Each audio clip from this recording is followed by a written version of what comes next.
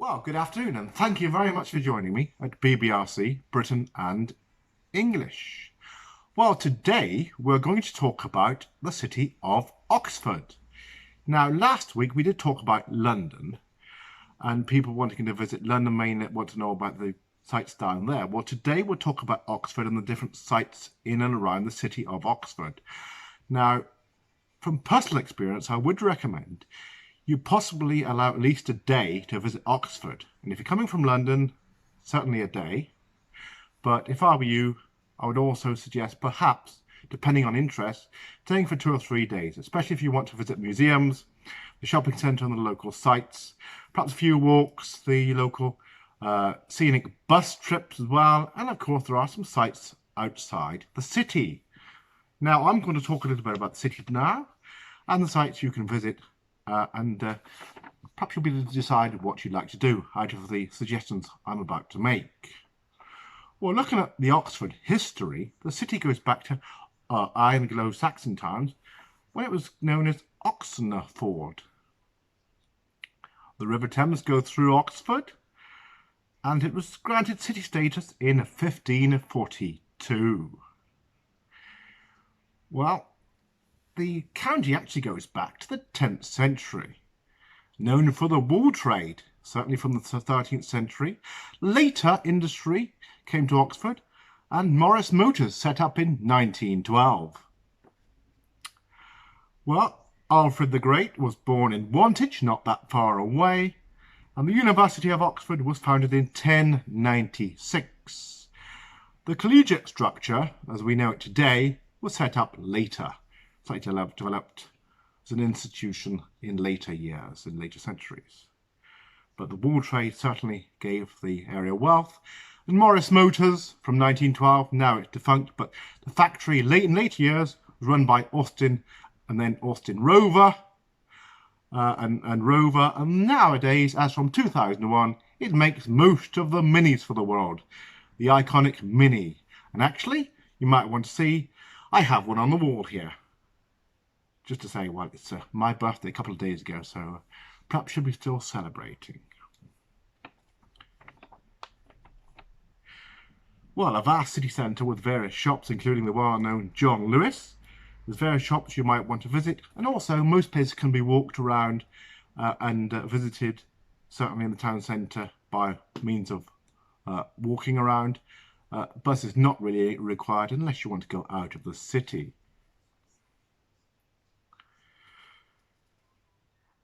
Well, I'm going to suggest a few places you may want to visit within the city centre.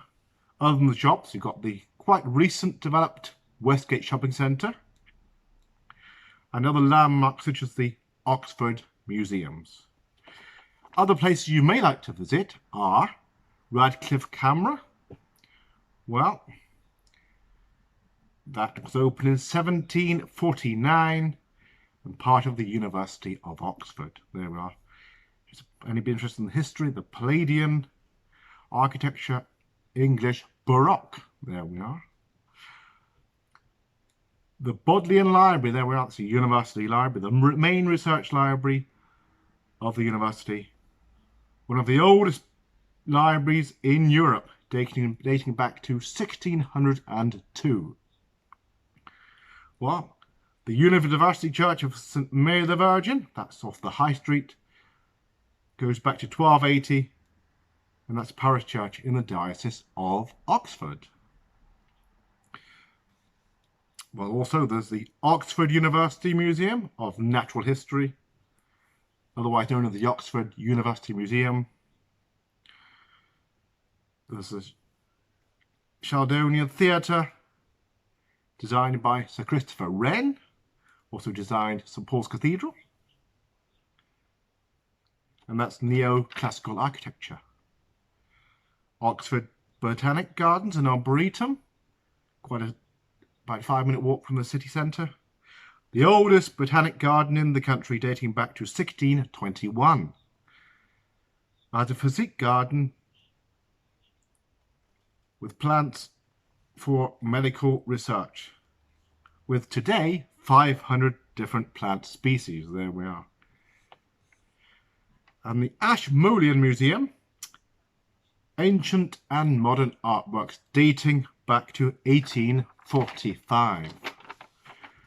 Another landmark you may want to visit in the city centre is the Bridge of Sighs, otherwise known as Hertford Bridge. While it's a skyway bridge joining two parts of Hertford College,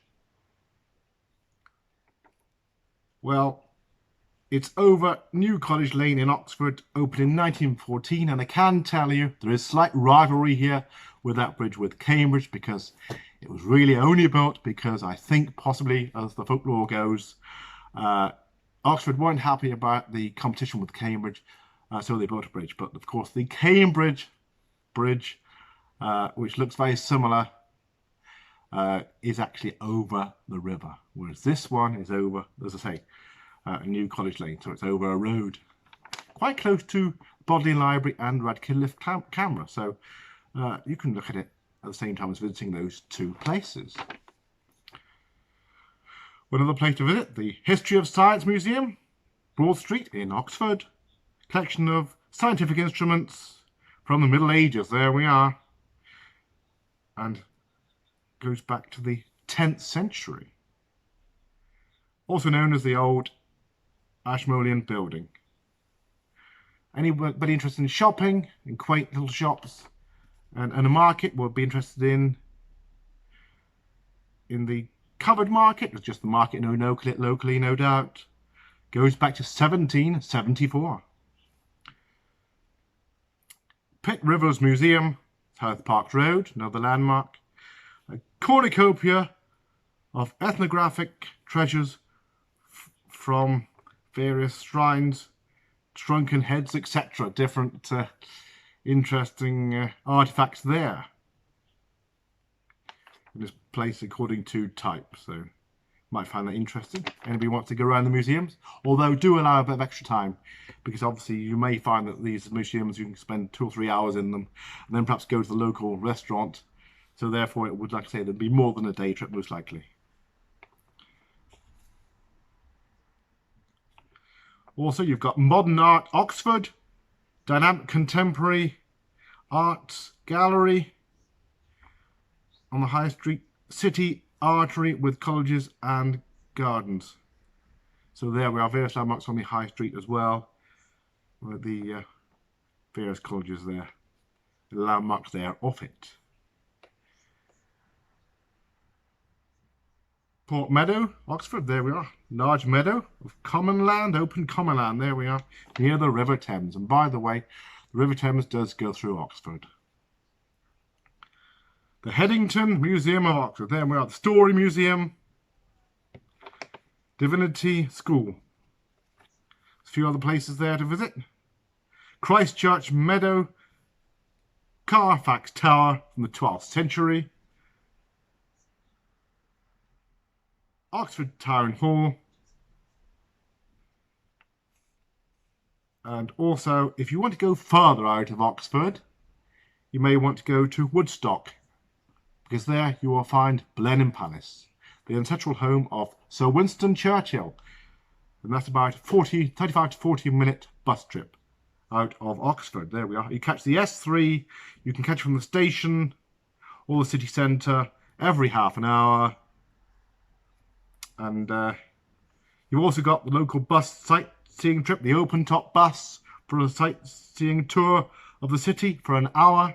Although you can buy a ticket where you can hop on and off at different times, different places.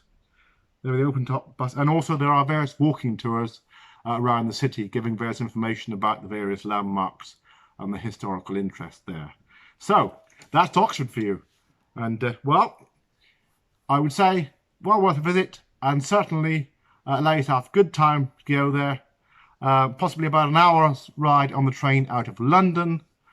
And there is also the Oxford Tube, which you look up on the internet, about every 40 minutes, which is a regular coach service, which goes from London to Oxford. So if you'd like to visit, do look up some of these places over the internet. Get a local guide as well. There is a shop there which you can find various information, the tourist information, plus the gift shop, all linked into one. So I think it's just off the high street there. Unfortunately, Debenhams is now closed. It didn't actually open again. That's another big store. But you've got John Lewis and various other well-known department stores. So I hope you enjoy it, and thank you very much for joining me today. Thank you very much, and I hope you enjoy Oxford.